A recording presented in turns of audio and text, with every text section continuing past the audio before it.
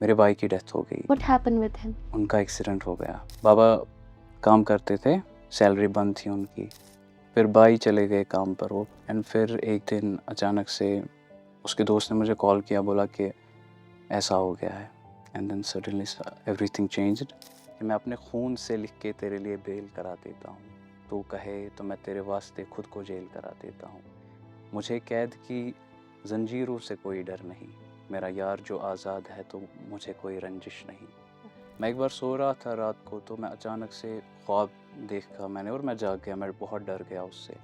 उसके बाद मैं तभी बैठा, मैंने तभी लिखना स्टार्ट किया है। मेरी म्यूज़िक चैनल थी, डिलीट कर दी मैंने। उसके बाद मेरी एनिमेशन चैनल थी, कश्मीरी एनिमेशन, वो मैंने डिलीट कर दी। काबिल था नहीं मैं कभी किसी मुकाम के लिए फिरदौस, वरना हर मुकाम ही उठोकर न मारता। कलम की ताकत से किसको इनकार होगा। कलम की ताकत को इस्तेमाल करके समाज को बदलने वाले कलमकार ही होते हैं।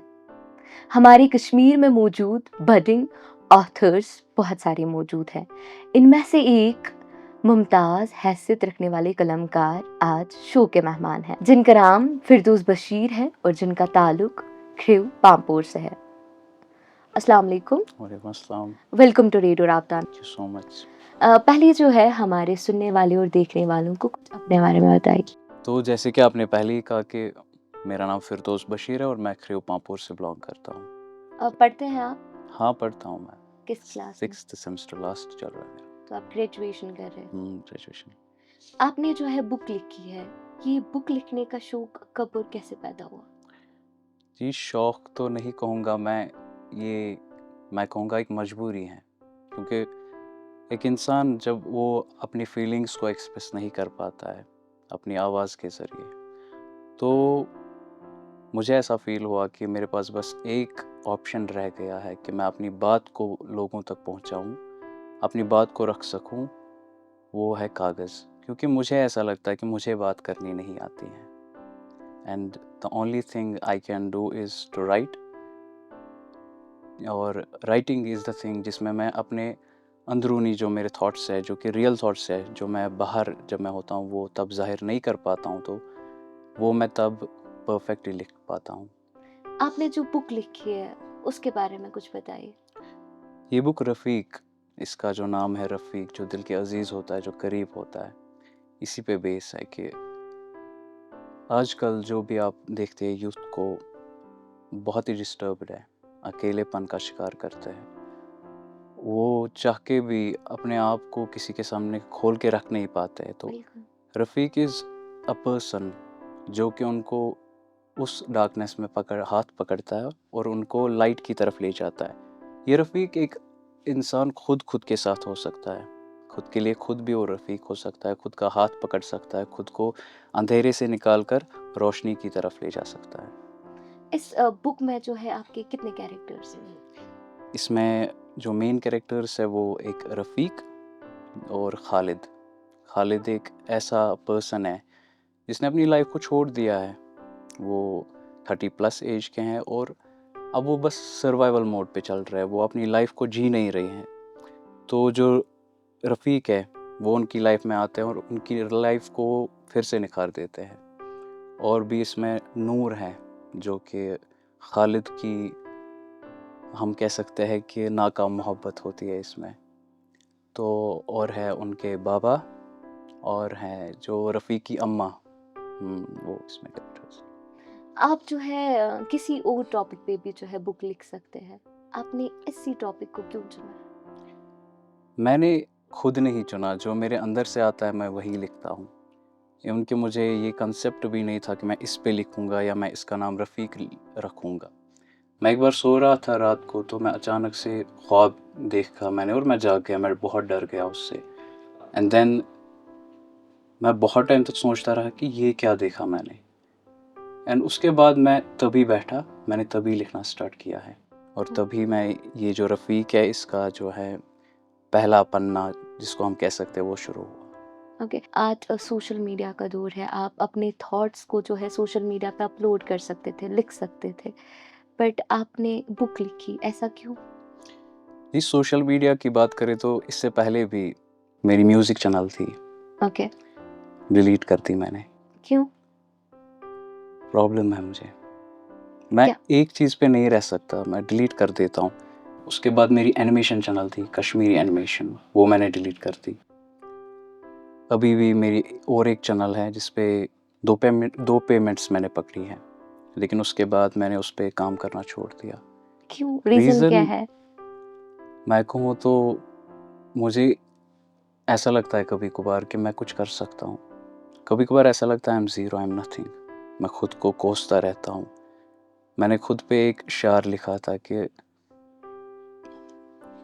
काबिल था नहीं मैं कभी किसी मुकाम के लिए फिरदौस, वरना हर मुकाम यूँ ठोकर न मारना। ऐसा क्या हो गया आपके साथ कि आप जो है लाइक हर एक चीज़ में जो है गिव अप कर देते हो? गिव अप नहीं, मुझे ऐसा लगता है कि मैं काबिल नहीं हूँ किसी भी चीज़ के लिए, वरना कोई ना कोई चीज़ आके मुझे थाम ही लेती। मतलब कुछ ऐसा तो हुआ होगा ना, क्योंकि अगर मैं कहूँ, अगर ऐसा किसी और इंसान के साथ हुआ होगा, सो उसने जो है अपने मतलब हम गिव अप करने के लिए कोई दूसरी चीज़ अपनाते हैं, चाहे वो स्टडीज़ हो, चाहे वो कुछ और हो, कोई भी काम हो। ऐसा कुछ हुआ है? तो लाइफ में बहुत सारे इंसिडेंट्स हुए हैं। बचपन से ही मैं फ्रेंड्स के साथ ज़्यादा नहीं रहता था। मैं किसी भी खेल में ज़्यादा एक्टिव नहीं था। इवन कि आज भी मुझे लोग कहते हैं कि तुम बचपन से ही कोई भी गेम नहीं खेलते थे। अकेले रहना मुझे अच्छा लगता था, ऑब्ज़र्व करना। इवन क्या दोस्त मुझे आज भी कहते हैं कभी-कभार कि तुम गायब कब होने वाले हो? क्योंकि मैं कभी-कभार महीने भर गायब हो जाता हूँ, उन्हें बिना बिना बताए। उनके लोग पूछते हैं कि तुम होते कहाँ हो? मैं कहता हूँ मैं यही होता हूँ, बस अपने घर में रहता हूँ। मेरे भाई की डेथ हो गई। ओह! उसके बाद वो मेरे बहुत क्लोज़ थे। उनसे शेयर नहीं कर पाता था, किसी से भी नहीं कर पाता। लेकिन फिर भी वो थे तो ऐसा लगता था कि एवरीथिंग इज़ फाइन। हम एक ही रूम में सोते थे, रात को जाग जाते थे और मुझे कहते थे कि पानी की बोतल खोल के दो और मैं पानी पीऊँगा। वो सारे इंसिडेंट्स बहुत सारे हुए लाइफ़ व्हाट में। Happened with him? कैसे उनकी डेथ हो गई? उनका एक्सीडेंट हो गया। Oh my God! स्कूटी पे वो एक्चुअल में बाबा के जो बाबा काम करते थे जेके सीमेंट फैक्ट्री में, वहाँ पे सैलरी बंद थी उनकी। फिर भाई चले गए काम पर, वो पढ़ते भी थे, फैमिली को भी चलाते थे और मेरा फीस सब कुछ वही संभालते थे। एंड फिर एक दिन अचानक से उसके दोस्त ने मुझे कॉल किया, बोला कि ऐसा हो गया है। And then suddenly everything changed. फिर उसके बाद मैं जब वो सीन चल रहा था लाइफ में तो मैं बहुत डिस्टर्ब हो गया। मैं ऐसी बातें कर रहा था जो कि यूज़लेस थी। हुँ। तो आज मैं सोचता हूँ कि मैं कितना डाउन चला गया था उस टाइम पे। उसके बाद मैंने जो है ज़्यादा पोएट्री जो है वो मैंने लिखना ज़्यादा स्टार्ट किया। तो आप पोएट्री भी लिखते थे? स्टार्टिंग में मैं पोएट्री ही लिखता था। 9th 10th क्लास से मैंने पोएट्री स्टार्ट की। मतलब हम कह सकते हैं कि ये रीज़न है आपके लिखने का, आप में जो है वो तन्हाई को पसंद करने का ये रीज़न कह सकते हैं हम? जी बिल्कुल, क्योंकि बचपन से ही जैसे कि मैंने आपको कहा कि तन्हाई मुझे पसंद है। कुछ ऐसा भी है कि मुझे अधूरी चीज़ें जो है अपनी तरफ रखती है, कि अगर कुछ अधूरी चीज़ें रह जाए लाइफ में भी, तो उनमें भी मैं लगता है कि ठीक है। आपने जो बुक लिखी है, अ, कितने टाइम में आपने ये बुक लिखी? मुझे लिखने के लिए ज़्यादा टाइम नहीं लगता है, क्योंकि जब मेरे अंदर से कुछ आ रहा होता है, तो मैं खुद को नहीं रोक पाता, मैं लिखता रहता हूँ। चाहे मैं कहीं पे भी हूँ, काम करता रहूँगा, फिर भी मैं रात को, शाम को या सुबह अज़ान तक लिखता रहता हूँ। तो इस बुक को मुझे लगे 3 to 4 मंथ्स। 3 to 4 months. आपकी जो ये बुक है अभी कहाँ-कहाँ पे अवेलेबल है? ये अवेलेबल है Amazon, Flipkart and Google play store. Okay. तो मतलब अगर किसी को ये बुक पढ़नी होगी तो वो अमेज़न या फ्लिपकार्ट या जो है बाकी मीन्स हम कह सकते हैं उन पे जो है उनको मिल सकती है। जी, जी। और इसका जो फ्री सैंपल है फर्स्ट चैप्टर का, वो है गूगल प्ले स्टोर पे वो अवेलेबल है। ओके। फ्यूचर में जो है आप किस-किस टॉपिक पे लिखना पसंद करेंगे और क्या-क्या लिखना पसंद करेंगे आप? अभी जो है मैं फ़िलहाल काम कर रहा हूँ कुछ टॉपिक्स पर, तो इट्स बेटर कि मैं पहले करूं और फिर उनके बारे में बात करूं। जैसे कि मैंने ये बुक पब्लिश की, इसके बारे में किसी को नहीं मालूम था, बस मेरे कुछ फ्रेंड्स थे जिनको मालूम था, इवन ओके, मेरी फैमिली को भी नहीं मालूम था। ओके, एंड देन जब पब्लिश हो गई तो मैंने बहुत कुछ ऑब्ज़र्व किया कि लोगों की थिंकिंग कैसे बदलती है, लोगों की बातें कैसे चेंज होती है। इवन मैंने खुद देखा है, लोगों ने मुझे कहा है कि हमें तुम जो है वो ऐसे नहीं लगते थे कि तुम ऐसे भी हो, हमें तुम अलग तरीके से लगते थे। तो इट्स बेटर कि मैं पहले करूँ और उसके बाद इंशाल्लाह खुद सामने आ ही जाता है। ठीक। तो यहाँ पे जो है हर एक चीज़ से जो है ना हम कुछ भी लिखे तो हम किसी ना किसी से जो है इंस्पायर ज़रूर होते हैं। आप किससे इंस्पायर हुए? जी बिल्कुल, तो मेरी जो इंस्पिरेशन है वो है खालिद हुसैनी, ओके, जिनकी बुक है द काइट रनर या, and the thousand splendid sons. Exactly. उनकी जो राइटिंग है उसको पढ़ के मुझे ऐसा फ़ील हुआ लाइक जिस तरह से उन्होंने छोटे से छोटे एहसास को भी एक, क्या कहूँ मैं, कि एक इमोशनल सीन में उन्होंने उतारा है। तो मुझे लगा कि मैं भी अपनी स्टोरी को इस तरह से लिख सकता हूँ, जिस हुँ। तरह से उन्होंने लिखा है। मैं भी पढ़ती हूँ उन ऑथर की बुक जो है जैसे द गाइड रनर है या जी, uh, thousands thousand friends. Spelled sons है। जी, उनका जो है ना इमोशनल टच होता है। सो हुँ। कह सकते हैं कि आपकी जो बुक है उसमें भी इमोशनल टच है? बेशक मैंने कोशिश करी है कि मैं भी उनके लेवल का थोड़ा बहुत हिस्सा जो है अपनी बुक में उतार सकूँ। उनके जैसा तो नहीं, लेकिन फिर भी मैंने अपनी तरह से जो कोशिश की है मैंने, उसमें इमोशनल टच जो है वो डाल दिया है। सपोर्ट होना बहुत ज़रूरी है। आपको हुँ। इसमें किसने सपोर्ट किया? सपोर्ट की बात करें तो मेरे फ्रेंड्स जो हैं मेरा जो दोस्त है फैसल, वो हमेशा कहते थे कि मैं अपने ड्रीम्स को फुलफ़िल नहीं कर पाया, लेकिन मैं चाहता हूँ तुम अपने ड्रीम्स को फुलफ़िल करो। पहली बार मैं नॉवेल्स नहीं पढ़ता था, ओके, उन्होंने मुझे एक नॉवेल गिफ्ट करी, द अल्केमिस्ट, ओके, जो कि ड्रीम्स फ़ॉलो करने पे है। या, तो उसने तब मुझे कहा था कि मैं खुद चाहता था कि मैं कुछ अपनी लाइफ़ में जो ड्रीम्स हैं मेरे, मैं उनको फुलफ़िल करूँ, लेकिन मैं नहीं कर पाया, लेकिन मैं अब चाहता हूँ कि तुम ये करो। तो उसका सपोर्ट हमेशा रहा है। एंड बाकी मैं अपनी फैमिली से उतना कनेक्टेड नहीं रहता हूँ, उतना ज़्यादा शेयर करता हूँ, बस अपने ख़्यालों में रहता हूँ थोड़ा तो। आप जो है ना मतलब अलग कुछ है लाइक आपको तन्हाई पसंद है। You love loneliness. बट कहते हैं ना लोनलीनेस इंसान को कहीं न कहीं डिप्रेस कर देती है, ठीक है? बेशक। क्योंकि हम हमारे अंदर जो है ना ओवरथिंकिंग प्रोसेस स्टार्ट होता है जब हम अकेले होते हैं। Hmm, so what do you think जो ऐसे इंसान होते हैं उनके बारे में आप क्या कहेंगे? Because you are itself. बहुत सफ़र करना पड़ता है। मैं रातों को सो भी नहीं पाता। नींद आ भी जाए फिर भी नींद में जो है वो थॉट्स चलते रहते हैं, सोने ही नहीं देते। बहुत बड़ी प्रॉब्लम है एक इंसान के लिए जो ओवरथिंक करता रहता है। लेकिन ओवरथिंक के कुछ फ़ायदे भी हैं, जैसे कि इंसान रियलिटी देख पाता है दुनिया की। आप जो है ना मतलब आप लिखते हैं तो आगे के प्लान्स क्या है इसमें? आगे के प्लान्स इंशाल्लाह कंटिन्यू रखेंगे। पढ़ाई कंटिन्यू करेंगे? पढ़ाई इंशाल्लाह कंटिन्यू रखनी है, क्योंकि उसके बगैर तो कुछ है नहीं। Research is important. जब हम कुछ लिखते हैं ना रिसर्च इज़ इम्पोर्टेंट। तो आप जो है ना रिसर्च कहाँ से करते हैं? रिसर्च जैसे कि कुछ भी लिखना हो उसके बारे में, डेट्स या किसी जगह के बारे में, तो गूगल, एआई, जेमिनी उनका यूज़ करते हैं। आपने एआई की बात की। नाउअडेज़ आर्टिफिशियल इंटेलिजेंस का ज़माना है। So everybody is using ChatGPT और एआई। मतलब कुछ भी पूछना होता है हम एआई से पूछ लेते हैं बिकॉज़ जी। हमारे लिए ईज़ी लगता है कि वो करना, ठीक हुँ, है? तो कहीं न कहीं आपको लगता है कि जो हम लिखते हैं, जो हम अपने थिंकिंग प्रोसेस है, कहीं न कहीं कम हो रहा है एआई की वजह से?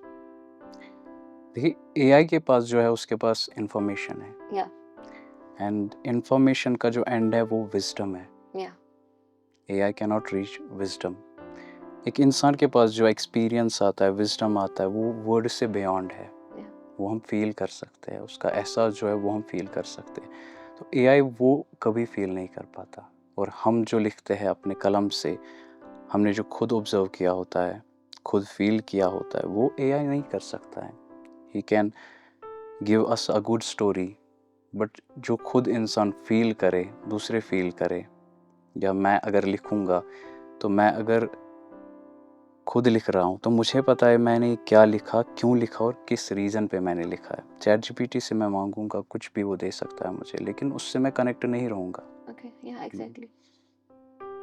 तो हम कह सकते हैं कि एआई जो है उसने तो एटलीस्ट हमारी जॉब नहीं ली, बट कहीं ना कहीं हेल्प कर रहा है। बेशक। आपने बोला कि आप पोइट्री से आपने स्टार्ट किया, ठीक है? जी। तो पोइट्री में आप पहले क्या लिखते थे? लाइक पोइट्री के अलग अलग सेक्शंस होते हैं, यू नो, कि लाइक हम, या लैंग्वेज होती है, कोई ऐसी चीज जिससे आपने स्टार्ट किया?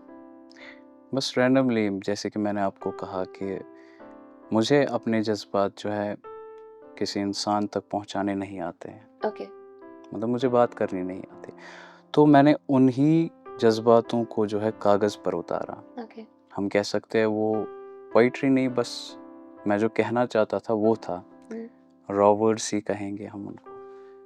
तो जो है स्टार्ट मैंने बस ऐसे ही किया, सिंपली बस जो मैं कहना चाहता था उसको कलम कागज़ पे उतार दिया। आपने बोला था कि आपने जो है पोइट्री से स्टार्ट किया, तो बेशक। अ, वो आप सुना दीजिए, आप क्या लिखते थे? मैं मैं ऐसा लिखता था कि एक बार एक दोस्त ने मुझे कहा कि दोस्ती पे कुछ लिखो। जैसे मैंने कहा कि मैं इन चीज़ों में गहरा नहीं जाता था, मैं गायब हो जाता था। तो मेरा डीप रिलेशनशिप दोस्तों के साथ नहीं रहता था। लेकिन फिर भी मेरी इमेजिनेशन में जो दोस्ती के लिए जगह थी कि दोस्ती क्या होती है, उसकी गहराई, उस पे मैंने कुछ लिखा है कि 2 दोस्त होते हैं, एक से अनजाने में कत्ल हो जाता है, तो उसको फांसी की सज़ा सुनाई जाती है। अब जो दूसरा दोस्त है वो कुछ कर नहीं सकता क्योंकि फांसी उसी को होती है जिसको होती है। अब वो मजबूरी में अपने दोस्त को एक खत लिखता है कि मैं अपने खून से लिख के तेरे लिए बेल करा देता हूँ। तू कहे तो मैं तेरे वास्ते खुद को जेल करा देता हूँ। मुझे कैद की जंजीरों से कोई डर नहीं। मेरा यार जो आज़ाद है तो मुझे कोई रंजिश नहीं। तू कहे तो तेरे बदले फांसी पे चढ़ के सो जाऊं। तू कहे तो तेरे वास्ते खुद को जेल करा दूं। मेरी मौत को देखकर तुझे खलिश ना हो। तू कहे तो तेरी आंखों से दूर होकर कहीं मर जाऊं। मेरी कब्र को देखकर तुझे कहीं तकलीफ ना हो। तू कहे तो वसीयत करवा के खुद को कहीं और दफन करवा दूं। वाह, क्या बात है! तो ऐसी थी मेरी कुछ लिखावट, जो कि शायरी जिसको कहते हैं। तो आप जो है ना, मतलब आप एक शाई पर्सन हम कह सकते हैं। लोगों से मिलना आपको पसंद नहीं, आप तन्हा पसंद इंसान हैं।